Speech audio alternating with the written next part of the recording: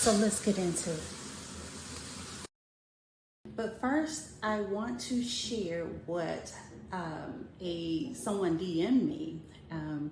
They heard the story and it prompted them to respond and to share a little bit of a perspective as to why a client may or may not respond in the situation, in the moment, at that particular time.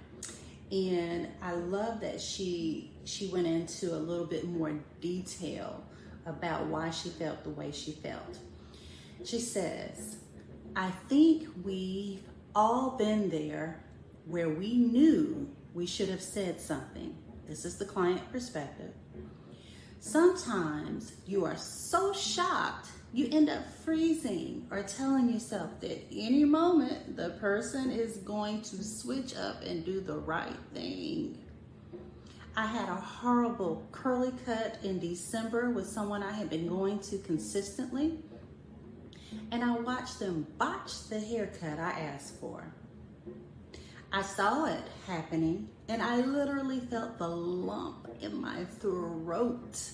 I wanted to say something, but I couldn't fit or find some reason. Instead, I went to my car afterwards and cried, and being angry with myself for not speaking up.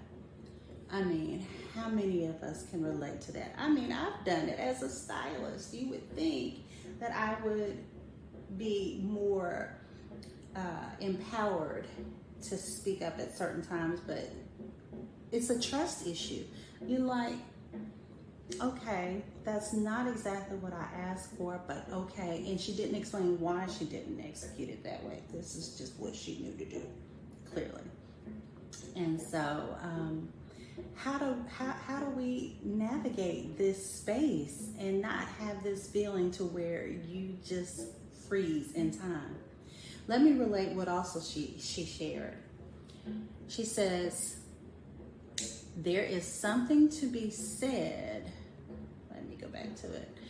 There is something to be said for a stylist energy.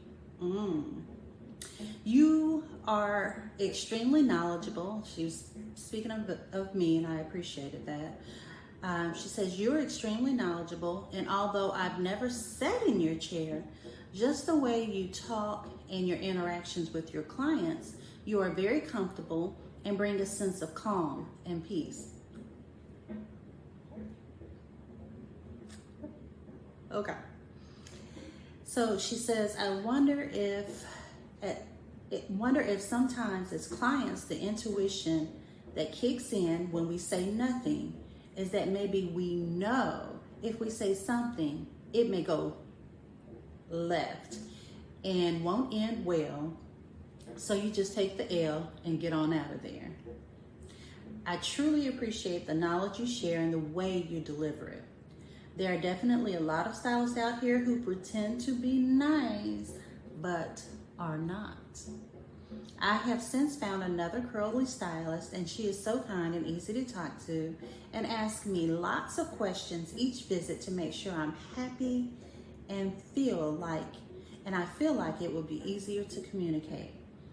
I am not new to this, been wearing wash and go since 2017 with curly cuts, and with all the knowledge, I still had a frozen moment.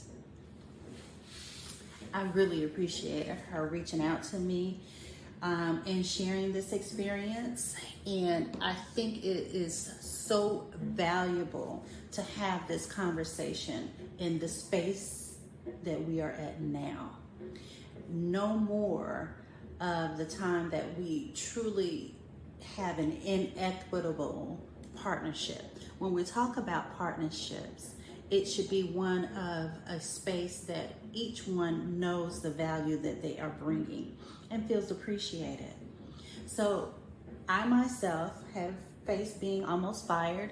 I've been fired. I have been in this business 14 years now. And so there are things that I've experienced, situations that I knew I could have done better. I could have communicated better. Maybe I shouldn't have taken a certain liberty that I took even though it needed to be done. All these experiences have gotten me to this point to where now I'm looking like, okay, I get it. But I'm sure there is even more for me to learn as I continue in this profession. It's an art. It's a people business, and people are people, and they're going to be peopling. And so one of the things that I want to relay to stylists is, if you're watching, that people do not always communicate verbally, but there is so much body language, baby. The body language speaks. And so when I feel a shift in the energy, when I feel a shift in the room, when I can tell a certain nuance has happened, you stop. You acknowledge it. You sit in that moment. Because when you move past that moment of being able to recognize that shift, that's when you're going to mess up. That's when it's getting ready to go to the left. And really giving space of comfort for a person to sit in your chair and be open and honest about their experience, what they're experiencing, how they're experiencing, because your perception of your service is just that, it's yours. When people leave you money for a service that they have received, it is based on their perceived value of that service, their perceived value of it. You could have executed the cut perfectly, you could have done all the things, but the value of it is theirs alone. And where you grow is by allowing yourself to receive the feedback. And this is for the stylist, and even for some clients, because actually you need to know how we operate. So I want to give an example of a situation where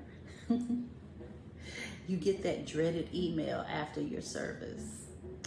I'm going to break this whole email down so you all can know how I had to lean in to this particular situation. But I appreciate the fact that my client spoke up. So to all the clients and potential clients out there are some stylists that actually appreciate the feedback.